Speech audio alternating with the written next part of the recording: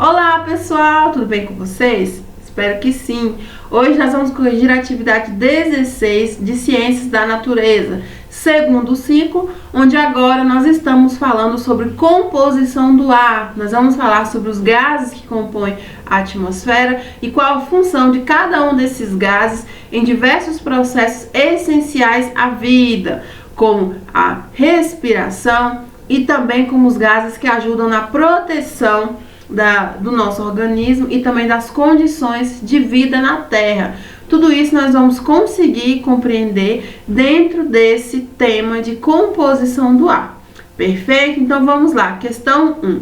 O efeito estufa é um efeito natural que possibilita a existência de vida na Terra. Isso aí vocês já sabem. Em relação a isso, vocês vão responder dois itens para mim, o item A e o item B. No item A, eu peço o seguinte: descreva como ocorre esse fenômeno, qual fenômeno? O efeito estufa, explicando qual é o seu papel na manutenção de vida na Terra. Então, como vocês sabem, o efeito estufa é um fenômeno natural que precisa acontecer, ocorrer no nosso planeta. Por quê? Porque se ele não acontecesse, nós não teríamos no nosso planeta uma temperatura ideal para que a vida existisse. Ou seja, as temperaturas seriam muito baixas, porque a gente não conseguiria reter parte do calor que nós recebemos. E com isso, a gente não teria água líquida e não teríamos condições para que a espécie humana e as demais espécies pudessem sobreviver. Então, esse fenômeno é muito importante. Como que ele ocorre? Então eu coloquei aqui para vocês no gabarito. A manutenção da temperatura média anual da Terra depende do efeito estufa, através de gases como o dióxido de carbono, que vão impedir que o calor escape para o espaço. Então esse efeito estufa, ele vai acontecer em parceria. Eu vou ter gases estufa, que vão ser gases que vão ajudar a reter parte do calor que o nosso planeta recebe na sua superfície, ajudando para que a gente tenha uma temperatura média anual. Como eu falei para vocês, se a temperatura do nosso planeta não fosse influenciada por esse efeito estufa, nós teríamos temperaturas muito baixas. Então não seria possível a existência de vida aqui no nosso planeta. Então ele é muito importante. Os gases estufa, eles precisam existir para que esse efeito aconteça. Agora a gente não pode confundir com o aquecimento global, que é a intensificação desse efeito estufa pela liberação de gases que são gases de efeito estufa, que são oriundos de atividades humanas. Então a Terra começa a reter mais calor do que ela precisa, e aí a gente começa a observar um aumento das temperaturas do nosso planeta. O que aconteceria com o nosso planeta sem esse fenômeno? Sem esse fenômeno, a temperatura na Terra seria extremamente baixa, não permitindo a existência de água líquida na superfície. Então, a gente tem várias características que seriam incompatíveis com a vida se não existisse o efeito estufa. Uma delas é porque a gente não teria água no estado líquido, a gente não teria condições, a temperatura ideal para que o nosso organismo conseguisse funcionar com exatidão. Então esse efeito é muito importante. Então a gente não pode dizer que o efeito estufa é uma coisa ruim. A intensificação desse efeito devido ao aumento de gases estufas na atmosfera, que é decorrente das atividades humanas, que é algo que não é legal. Mas o efeito estufa é muito importante para as condições de vida na Terra. Na letra B, a gente tem o seguinte: cite uma ação humana que intensifica o efeito estufa. E uma proposta para controlar essa intensificação. Então a gente vai colocar aqui o que eu espero de vocês: que vocês coloquem como ações a poluição do ar, a emissão de gases por indústrias e veículos, dentre outros. Por quê? Porque essas atividades liberam gases que são gases de estufa. Então, se eles começam a ser observados em uma concentração muito grande na atmosfera, esse efeito estufa vai além do que a gente precisa. E aí a gente tem um aumento das temperaturas e vários outros efeitos que impactam o meio ambiente e também a nossa vida, a nossa qualidade de vida. Vocês podem colocar, por exemplo, o aumento do uso de combustíveis fósseis, a intensificação do consumo de produtos que vêm de indústrias que liberam esses gases. Então tudo isso são formas de contribuir para esse efeito. E uma forma de você controlar é você pensar em medidas que visem proporcionar, reduzir o impacto ambiental das ações antrópicas no ambiente, que auxiliam no controle da intensificação do efeito estufa.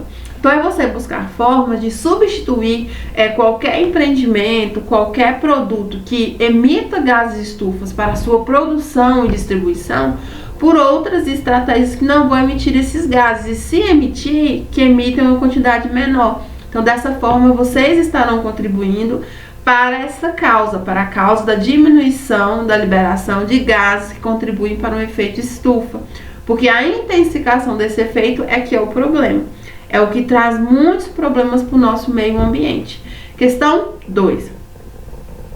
A sua importância está no fato de que é o único gás que filtra a radiação ultravioleta do tipo V, do tipo B, UVB, que é nociva aos seres vivos. Desta forma, a camada em que se encontra age como uma espécie de escudo protetor, assinale alternativa que indica a molécula do gás indicado no texto. Então a gente tem aqui a descrição de uma situação onde a gente tem uma camada que ajuda a nos proteger em relação à incidência da radiação ultravioleta do tipo B. Então essa camada, ela nos ajuda, ela nos protege desses raios. Essa camada é composta por qual gás? CO2, que é o dióxido de carbono, B, O2, que é o gás oxigênio, C, O3, que é o gás ozônio, ou D, N2, que é o gás nitrogênio? Resposta letra C, o gás ozônio. Por isso que a gente tem a camada de ozônio, é uma camada muito importante que ajuda a nos proteger desses gases, então ela é muito importante. E eu coloquei aqui para vocês como discussão que o gás ozônio, indicado pela molécula de O3, é um dos gases minoritários mais importantes presentes na atmosfera, devido a essa capacidade de filtrar a radiação UVB.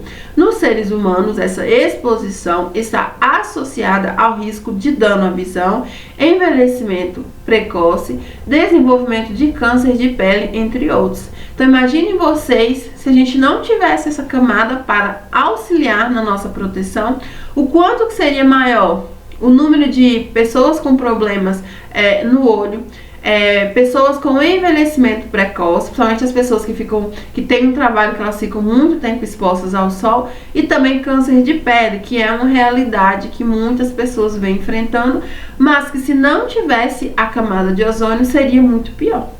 Perfeito? Questão 3.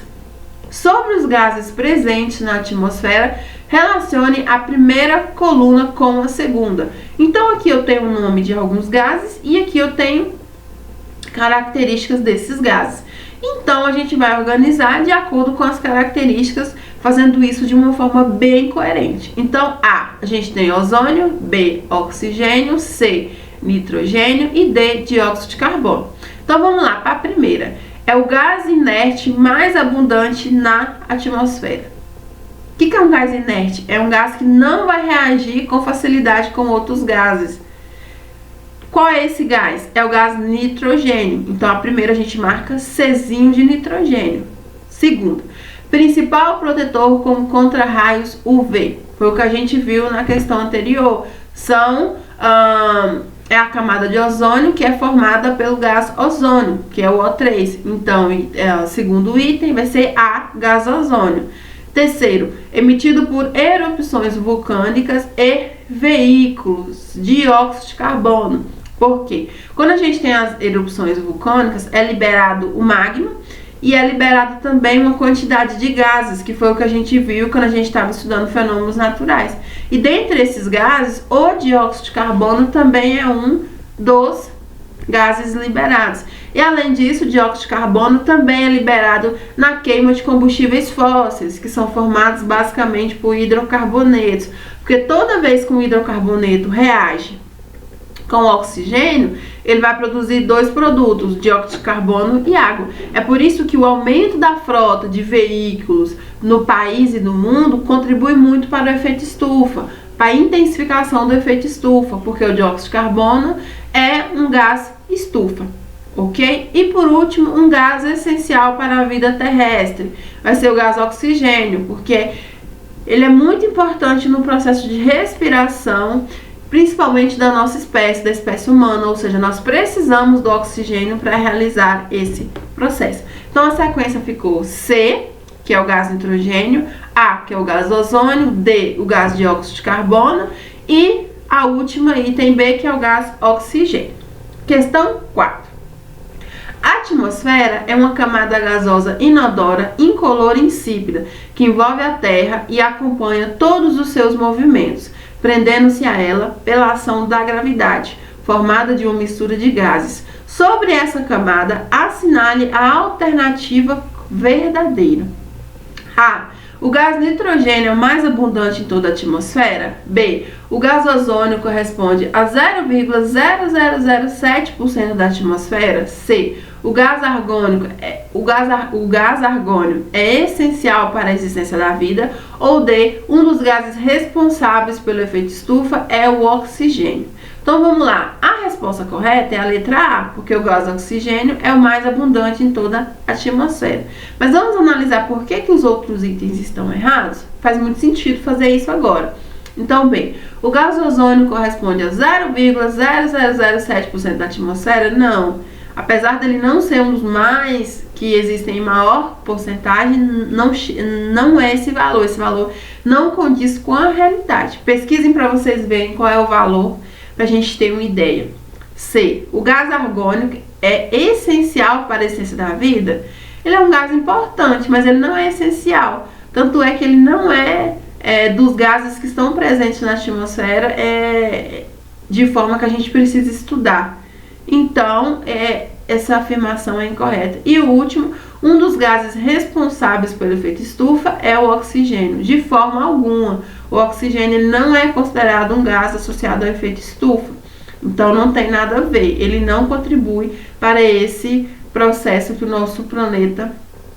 ocorre no nosso planeta. E eu coloquei como discussão que o gás mais abundante na atmosfera terrestre é o nitrogênio, que é o N2, que constituindo cerca de 78% do volume do ar, sendo importante para todos os seres vivos, principalmente para a síntese de proteínas, ou seja, para que essa síntese de proteínas aconteça e vários processos biológicos que ocorrem com as plantas, processos de nitrificação e tudo mais, precisa do nitrogênio para que aconteça. Então, o nitrogênio que está presente no ar, ele participa de diversos processos. Questão 5. Observe as afirmações a seguir acerca da imagem de um incêndio florestal. Então, a gente tem aqui um incêndio florestal e com base nesse incêndio florestal, a gente tem 4 afirmações para analisar. Então, vamos lá. Primeira afirmação. O gás nitrogênio é produto da queima em um incêndio? Verdadeiro ou falso? Correto ou incorreto? Incorreto. Toda vez que a gente tem um incêndio, que a gente tem um processo de combustão, de queima, a gente sempre produz 2 produtos, que é o dióxido de carbono e a água, quando a gente tem uma combustão completa. Quando a gente tem uma combustão incompleta, a gente pode formar, por exemplo, o monóxido de carbono. Mas, como aqui não fala que é uma combustão incompleta, a gente sempre forma o dióxido de carbono, que é um gás, que é o gás carbônico, que é um gás estufa, mais a água. Então, a gente sempre tem o dióxido de carbono e a água. Então, esse item está errado. 2. O gás oxigênio presente no ar é um reagente para a queima sinalizada nessa imagem? Sim, porque todo o processo de combustão vai precisar de um combustível e de um comburente. Quem vai ser o combustível? Geralmente vão ser hidrocarbonetos ou um álcool, vai depender do tipo de processo de combustão. Mas na maioria dos casos, todos que eu vi até agora, as equações mostram que o comburente sempre vai ser o gás oxigênio. Então, nesse caso que nós temos aí, o comburente vai ser o gás oxigênio. Então, a gente vai ter aqui uma queima, um processo de combustão, que vai gerar o dióxido de carbono e a água como produto, mas que vai usar como comburente, que é um dos reagentes, o gás oxigênio, o O2. Então, o segundo item está correto. 3. Incêndios florestais são queimadas de grandes proporções que geram apenas impactos ambientais? Não. Toda vez que vocês virem uma palavra apenas ou somente, que são palavras que restringem muito o seu leque de possibilidades, tomem bastante cuidado. Então, não é só os impactos ambientais, tem a questão social, tem a questão de você estar ali destruindo algo que faz parte da cultura, da vivência de uma região, de um estado. É patrimônio natural. Então, assim, vai muito além dos impactos naturais. Então, incorreto. Quarto item, os incêndios florestais contribuem para o lançamento de gases poluentes na atmosfera, que podem intensificar o efeito estufa, sim, principalmente o dióxido de carbono, CO2. Então a gente tem vários gases que podem ser liberados devido a esse incêndio. E um dos principais é o dióxido de carbono, certinho? Então dessas 4 afirmações, as únicas que estão corretas são os itens 2 e o item 4. Então, aqui pede assinale a alternativa que indica as afirmações coerentes com o tema. Então a gente tem A, 2 e 3, B, 2 e 4, C, 1, 2 e 3 e D, 2, 3 e 4. A alternativa correta, letra B, porque aqui traz o item correto. E aqui, nessa discussão aqui, foi tudo que eu falei aqui quando eu estava justificando. Vamos ver. 1. O gás nitrogênio, ele é produto da queima em incêndio? Não. Esse gás é o dióxido de carbono e não o nitrogênio, foi o que eu falei. 2. O gás oxigênio presente no ar é um reagente para a queima sinalizada nessa imagem? Corretíssimo. 3. Incêndios florestais são queimadas de grandes proporções que geram apenas impactos ambientais? Incorreto. Os incêndios florestais também causam impactos sociais, além dos ambientais. Ok. E 4. Os incêndios contribuem com o lançamento de gases poluentes na atmosfera que podem intensificar o efeito estufa? Correto também. Então, a alternativa certa, letra B da questão 5. E a última questão, questão 6, para a gente terminar com chave de ouro.